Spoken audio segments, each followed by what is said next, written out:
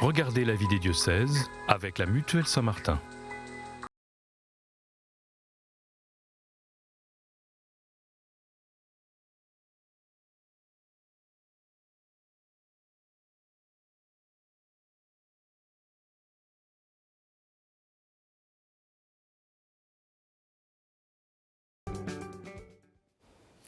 Bonjour à toutes et à tous, je suis ravie de vous retrouver sur KTO Télévision et KTO Radio pour la rentrée de la vie des diocèses.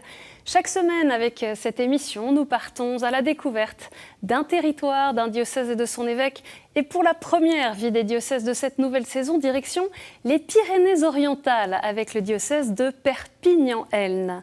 On suivra notamment le nouvel évêque, Monseigneur Thierry Scherer, lors de sa visite pastorale des paroisses de Saint-Cyprien de Carthage, où le patrimoine religieux et les processions populaires permettent d'aller rejoindre la population. Et on écoutera le recteur de la cathédrale Saint-Jean-Baptiste à Perpignan nous parler du rayonnement et de l'importance de cette cathédrale à l'occasion des 700 ans de la pose de la première pierre. Quelques mots pour commencer sur les Pyrénées-Orientales, une terre catalane qui s'étend de la mer Méditerranée et sa côte Vermeille aux montagnes des Pyrénées avec le célèbre mont du Canigou. C'est un département marqué par le tourisme et par une belle diversité de richesses culturelles et patrimoniales avec plus de 300 monuments historiques recensés. Mais le territoire est aussi confronté à une grande précarité. C'est le deuxième département le plus pauvre de France métropolitaine. Et avec un tiers de ses habitants sous le seuil de pauvreté, la commune de Perpignan est la première concernée. Pour parler du diocèse de Perpignan-Elne, je reçois pour la première fois à la tête de ce diocèse, Monseigneur Thierry Scherer. Bonjour Monseigneur. Honorine Grasset, bonjour. On est ravis de vous recevoir. Vous étiez déjà venu quand vous étiez évêque de Laval. Je viens de donner quelques mots de présentation du territoire des Pyrénées-Orientales. Comment est-ce que vous pourriez nous présenter ce diocèse que vous découvrez depuis plus d'un an ? D'abord, c'est le plus beau diocèse du monde. Évidemment. Que voulez-vous qu'un évêque dise d'autre de cette portion du peuple de Dieu qui lui est échue en partage? Alors, ce qu'on pourrait dire de ce beau diocèse, je dirais que c'est une terre de contraste.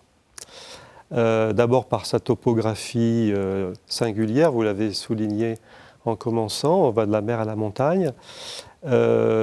Contraste aussi de ses paysages très variés, et puis que façonne bien sûr l'agriculture d'abord, puisque l'agriculture avec le tourisme sont les deux réalités qui font vivre économiquement le département. Mais le contraste, c'est malgré tout que ce sont des réalités en souffrance.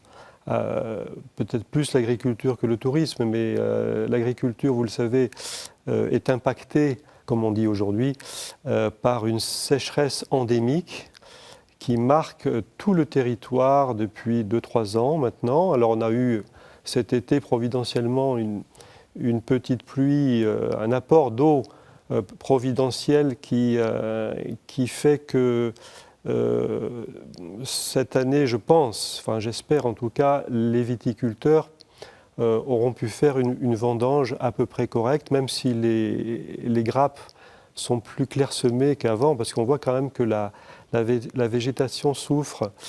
Et puis le tourisme, qui est un tourisme de saisonnier, avec le ski en hiver avec les stations de la Cerdagne et du Cap-Cyr. Et puis le tourisme estival, alors qui explose en population. Donc l'été surtout, voilà.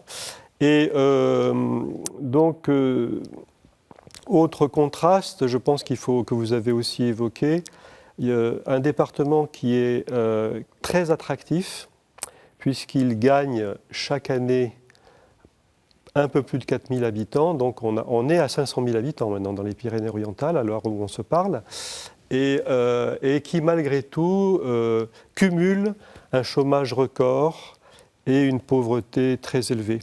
Un chômage qui atteint, sauf erreur de ma part, les 12% au niveau du département. Et quand on va vers les générations des plus jeunes, les 15-24 ans, ça va jusqu'à 40%, avec tous les problèmes que vous imaginez à côté. Voilà, et puis c'est aussi un département frontalier avec tous les atouts que ça représente et aussi, vous voyez bien les inconvénients quand le flux migratoire ne cesse de croître chaque année avec des milliers, 12 000 par an, hein, qui essayent donc des étrangers sans papier, qui essayent de passer le poste frontière entre entre Portbou et Cerbère. Vous avez en particulier un tunnel ferroviaire qu'empruntent ces migrants dans des conditions des fois tragiques, hein, enfin, parce que c'est très dangereux évidemment, puisqu'il y a des trains qui passent. Voilà donc ce qu'on peut dire à peu près de cette terre contrastée. La pauvreté, elle est bien là. Hein, et on va pouvoir avec vous mieux découvrir ce diocèse. Pour commencer, peut-être quelques dates pour mieux connaître votre parcours, Monseigneur Thierry Scherer. Je le disais, vous avez rejoint le diocèse de Perpignan-Aisne en 2023, depuis un peu plus d'un an. Vous êtes né en 1959 à Versailles, dans les Yvelines. Vous avez fait des études de lettres et de médecine avant d'être ordonné prêtre en 1988 pour le diocèse d'Aix et Arles. Vous avez notamment exercé votre ministère auprès des étudiants à Aix ou bien encore de ceux qui vivaient ce qu'on appelle une année de propédeutique avant de rentrer au séminaire. Et vous étiez curé de la paroisse de la cathédrale quand le pape vous a appelé à devenir évêque de Laval. Vous êtes resté 15 ans en Mayenne de 2008 à 2023. Pour terminer cette présentation rapide, votre devise épiscopale, elle vient de la lettre de Paul aux Éphésiens, « Cherchez dans l'esprit votre plénitude ». Ce dimanche 8 septembre, hier, vous avez publié votre première lettre pastorale, dont on va reprendre évidemment quelques-uns des principaux points dans cette émission. Mais je vous propose tout de suite, parce que je le disais en introduction, le département des Pyrénées-Orientales est très visité. On comptait près de 3,6 millions de touristes en 2022. Et la saison estivale est l'occasion de toucher une population variée, notamment à travers le patrimoine religieux, mais aussi les processions. Nous vous avons accompagné, Monseigneur Thierry Scherer, lors de votre visite pastorale des paroisses de Saint-Cyprien de Carthage. On regarde tout de suite ce reportage de Vincent Fayolle. Les beaux jours sont enfin là. Et en ce début d'été, les bénévoles de l'association Art Sacré, Culture et Tradition font découvrir à leur évêque la richesse patrimoniale de leurs églises, comme celle de Sainte-Eulalie d'Alenia et ses retables centenaires. Alors moi j'aime expliquer, c'est un catéchisme pour certains ça. Les gens qui visitent, ils sont étonnés, ils ne savent même pas ce que c'est. Pour l'abbé Stéphane, curé de la paroisse, ces visites ont une vocation culturelle, mais également spirituelle. Il y a un message vraiment qui est accueilli. Les gens nous écoutent vraiment avec beaucoup de respect. Parfois, certains sont assez éloignés de la foi, mais touchés par le témoignage de vie de ces saints et saintes qui sont représentés là, sur les statues du retable. Un sentiment partagé par le fondateur de l'association, François Siguier. Il y a des saints qui quand même sont honorés par la tradition populaire et que souvent cette tradition populaire a disparu. Alors il est important de la renouveler un peu. À quelques kilomètres, la chapelle Saint-Étienne de Villeraz reçoit un nouveau crucifix béni par l'évêque. Daigne bénir cette croix. L'association a œuvré pour la rénovation de cette chapelle et y organise des conférences pour la faire connaître. Pour la présidente de l'association, Odile de Guilbon, tout ce travail permet à la chapelle de remplir sa mission auprès des visiteurs. C'est le rôle de l'Église, à des endroits près de la plage, près des activités, mais d'avoir aussi cette présence de Dieu qui est là depuis des générations. Et c'est une façon de le faire vivre maintenant.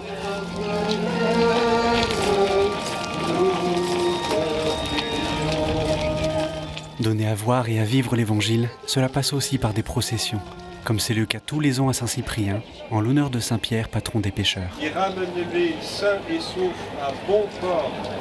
Bernadette et Maude, venues de Vendée pour les vacances, ont découvert cette tradition locale qui les a touchés. C'est la première fois que je vis ça. Mais non, il ne faut pas lâcher les bras, il faut continuer. Moi, je trouve que ça... Et le faire en début de saison, ça permet aux touristes de découvrir et de transmettre, d'en parler. Moi, à la maison, j'en parlais à mes petits-enfants, à mes enfants. Parce que ça, c'est pour moi, c'est magique. Pour l'abbé Stéphane, c'est précisément cela la vocation d'une église en sortie. Il y a ceux qui vraiment sont là, vont participer, vont s'unir à nous et nous rejoindre pour la célébration. Et puis vous allez avoir les personnes qui simplement, voilà, de la terrasse de café, vont faire un petit signe de croix, vont se lever, voilà, donc parce que ça représente quelque chose pour eux. On voit que voilà, l'Église touche les cœurs. À travers son patrimoine matériel et immatériel, l'Église dans les Pyrénées-Orientales porte le message de l'Évangile pour le rendre accessible au plus grand nombre. Depuis plus d'1 an, depuis que vous êtes évêque de Perpignan, vous parcourez comme ça cette terre des Pyrénées-Orientales. Cette église en sortie, c'est l'occasion d'aller rejoindre des hommes, des femmes qui peut-être ne rentrent plus dans l'église pour y célébrer l'Eucharistie ou y vivre des sacrements, mais de les toucher quand même profondément. Hein. Bien sûr. Alors, la dévotion populaire, c'est le domaine qu'il nous faut vraiment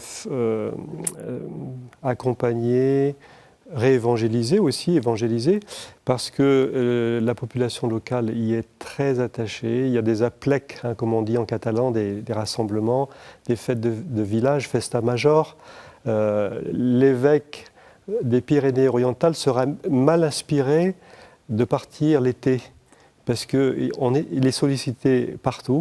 Alors moi, je ne peux pas répondre forcément à toutes les sollicitations, mais j'ai une immense joie de pouvoir retrouver sur place toute une population qui peut-être effectivement n'est pas attachée à la pratique de la messe dominicale d'une façon régulière, mais qui cherche Dieu à travers le beau, parce que le beau est chemin vers Dieu. Et quand on est dans les Pyrénées-Orientales, au département, aux 1500 retables, j'allais dire, on ne peut pas ne pas passer une commune, il y en a 224 je crois, sans s'en mettre plein les yeux. Et donc c'est un beau levier, ce patrimoine religieux, ces dévotions populaires, ces processions, ces confréries, c'est un levier puissant pour l'évangélisation du local. Et autant dire que j'ai beaucoup de joie à arpenter ce territoire. Je l'ai fait pratiquement depuis mon arrivée. Hein. Vous disiez tout à l'heure dans les particularités des Pyrénées-Orientales, ces problématiques communes avec tout l'arc méditerranéen. Vous avez vous-même participé il y a 1 an aux rencontres méditerranéennes et dans votre dernière lettre pastorale, vous dites votre volonté d'une pastorale commune. Oui. Qu'est-ce qui serait selon vous nécessaire à mettre en œuvre? En quoi est-ce que ça rejoint les problématiques de votre diocèse? Toutes les thématiques qui ont été abordées aux rencontres méditerranéennes, d'abord, il faut quand même... Est-ce qu'on a pris la mesure du cadeau somptueux que le cardinal Aveline nous a fait? Je ne sais pas, j'en suis pas si sûr que ça.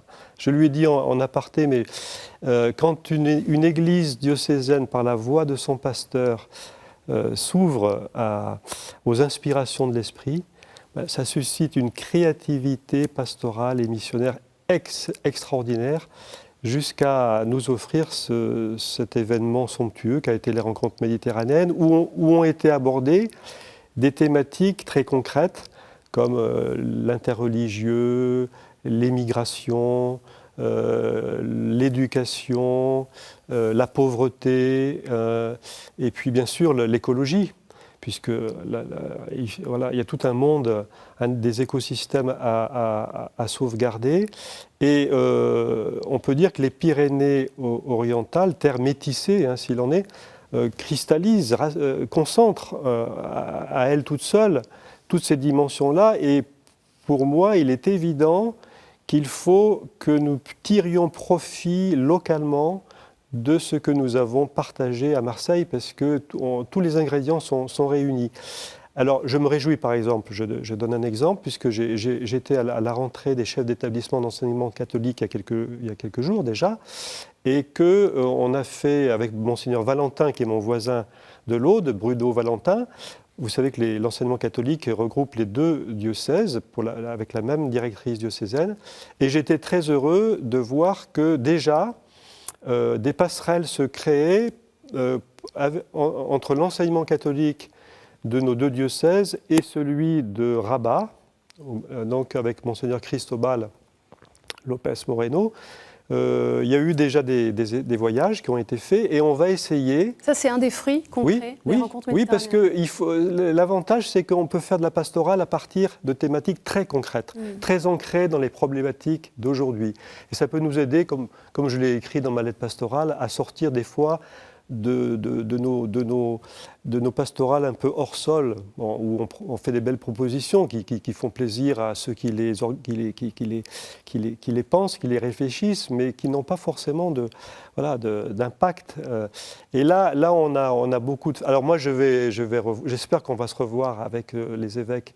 On était 70 évêques du pourtour méditerranéen, mais au moins entre nous, les évêques de l'arc méditerranéen français, qu'on puisse se remettre autour d'une table, autour du cardinal, pour savoir ce qu'on peut vraiment faire pour avancer dans nos propres prospectives locales.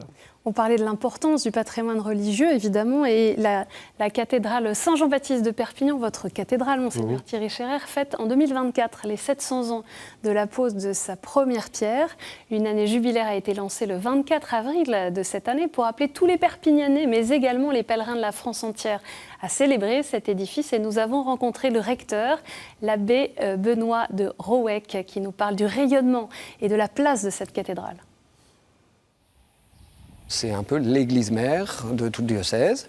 C'est en fait le point de référence catholique de tous ceux qui cherchent Dieu. Et donc c'est assez remarquable de voir aujourd'hui aussi toute une frange de population, de gens qui cherchent Dieu, parce qu'il y a une population nouvelle de gens qui cherchent Dieu. Et en fait, où est-ce qu'ils vont ? Ils vont à la cathédrale. En fait, la grande histoire de l'Église, à travers les siècles, elle a passé son temps à accompagner les crises du temps, les crises de l'époque, les crises de la société. Et il y a toujours eu des crises. Et l'Église, étonnamment, dans sa vocation, est venue là pour aider l'humanité dans ces périodes de crise et justement cibler la pauvreté du moment pour pouvoir l'accompagner. Eh bien, peut-être que la pauvreté, c'est qu'on avait oublié Dieu. On a sorti Dieu de notre société et on voit que, en fait, l'homme ne vit pas sans Dieu. Elle appelle à la vie. Aujourd'hui, on met à mal le don de la vie. Voilà, ici, on donne le don de la vie éternelle. Elle appelle à glorifier Dieu, alors que souvent, en fait, on est dans une société où on cherche à se glorifier soi-même, glorifier l'homme, avec une sorte de nombrilisme. Et non, on sort de nous-mêmes. Et en fait, la cathédrale, le lieu de culte par excellence, nous apprend tout ça à travers les siècles.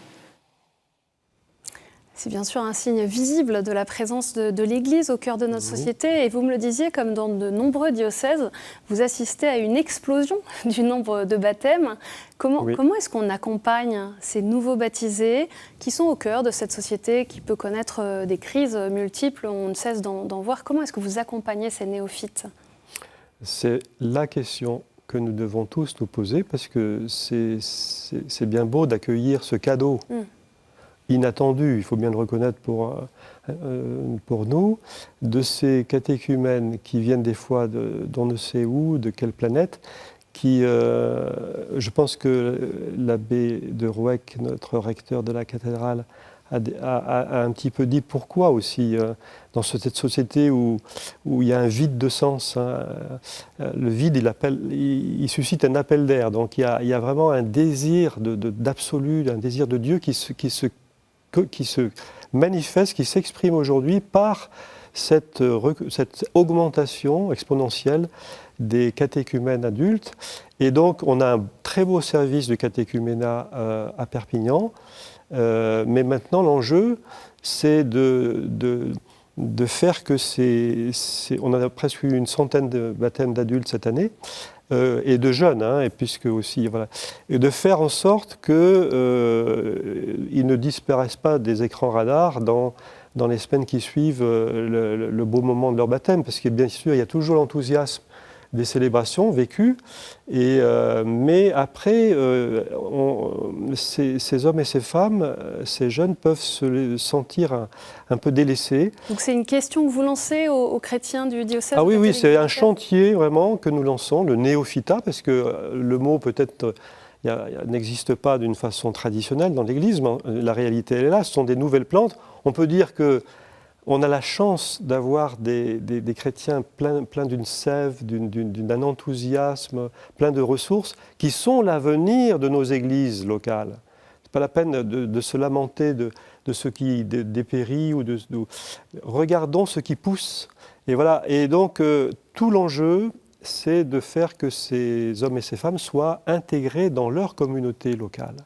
Et pour ça, il faut des parrainages, il faut se prendre les moyens. C'est un défi que doit relever toute une communauté de paroisses, mais il faut absolument le faire parce que autrement, ce serait grave de dilapider un don, un cadeau pareil.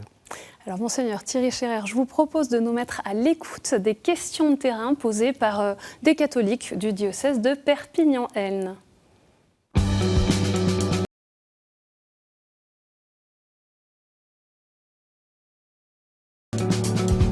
Et la première question, elle est posée par le jeune Achille. Bonjour Monseigneur. Comment organisez-vous vos journées pour rencontrer vos différentes paroisses depuis votre installation ? Merci Achille pour ta question. Écoute, le meilleur moyen de rejoindre les chrétiens du diocèse depuis ma nomination, ce sont les visites pastorales. Voilà. Cette façon de rejoindre les communautés sur le terrain. Et comme le prêtre et l'évêque, normalement, est un homme pour les autres, sa joie, il la puise dans les relations, dans les rencontres avec les autres. Et ma grande joie, c'est de faire des visites pastorales. Vous avez presque fait le tour, c'est ça, du diocèse ? Oui, il me reste encore 2 communautés de paroisse, mais je peux dire quand même que j'ai fait le tour. On a une autre question de Christian de la paroisse de Latour-Baselne. Bonjour, Monseigneur. Je voudrais savoir quelles sont vos relations avec les municipalités et les pouvoirs publics du département. Merci. Merci Christian. Écoutez, je n'ai pas de mal à vous répondre que les relations sont excellentes. Et c'est peut-être aussi propre au tempérament méridional de faciliter les rencontres et les relations avec les pouvoirs publics, les élus, les parlementaires. Moi, je m'émerveille de la simplicité, de la spontanéité avec laquelle ça se fait. Pas de chichi. Et du coup, dans les visites pastorales, par exemple, moi, vraiment, je m'étonne. Voilà, les maires viennent, je les invite donc et je vais découvrir leur commune et ils sont là au rendez-vous. Quand il y a des célébrations religieuses, ils sont présents à la messe et puis bien sûr le patrimoine religieux nous réunit, nous rassemble aussi parce qu'ils sont très attachés. Ils sont très attachés, les élus, quelles que soient leurs étiquettes, ils sont très attachés à leur patrimoine. Bien sûr, parce que c'est aussi attractif sur le plan touristique, mais ils voient bien les enjeux. Donc, moi, j'ai beaucoup de joie à rencontrer les élus aussi. Une autre question de Laetitia. Monseigneur, bonjour. J'aimerais connaître vos intentions vis-à-vis de nos jeunes. Est-ce que vous avez un programme comme par exemple un événement où rassembler tous les jeunes et leur permettre de se connaître déjà et de vous connaître également ? Merci Laetitia. Écoutez, oui, une question qui est inattendue pour moi. Alors, je disais du bien du service du catéchuménat, mais on a une formidable pastorale des jeunes à Perpignan. Jeunes et vocation, et qui fait des propositions adaptées à tous les âges, le thésée, le pèlerinage à Lourdes, les veillées de louanges. On vit des veillées de louanges merveilleuses à Perpignan, à la maison diocésaine.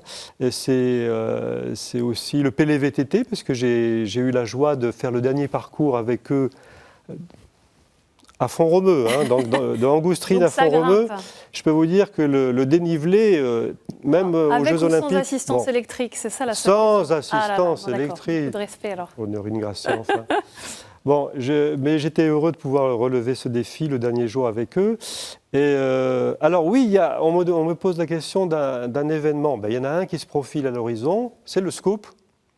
Le 11 octobre 2025, retenez, amis catalans, cette date, c'est Perpignan, lève-toi. un 11 rassemblement octobre 2025. 11 octobre 2025 qui se met déjà en place avec les chefs d'établissement d'enseignement catholique. J'ai vu qu'ils sont très motivés pour faire à Perpignan ce jour-là un beau rassemblement de jeunes. Alors le jeune 3e, seconde, voilà, autour bien sûr de la musique, mais l'occasion pour eux de pouvoir aussi se connaître et se rencontrer. Donc je donne rendez-vous déjà à nos amis qui nous écoutent pour le 11 octobre prochain. Alors, et on termine juste cette émission peut-être avec un dernier rendez-vous, puisque le 21 septembre prochain, il y a aussi un festival diocésain là, qui est ouvert à tous les âges, à toutes les générations. Oui, alors le 8 septembre, c'est traditionnellement à Font-Romeu la rentrée un peu diocésaine. Qui s'est passée hier. Ça s'est passé hier.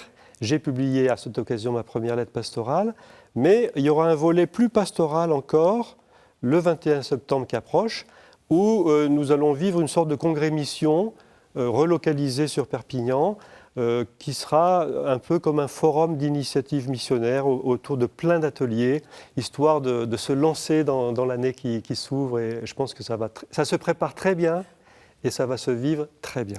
Bon, on a noté ces 2 dates. Un très grand merci, Monseigneur Thierry Ferrer, d'être monté jusqu'à Paris pour cette émission, pour la rentrée. En plus, c'était notre rentrée. Pour en savoir plus sur le diocèse de Perpignan-Elne, je mentionne le site internet perpignan.catholique.fr.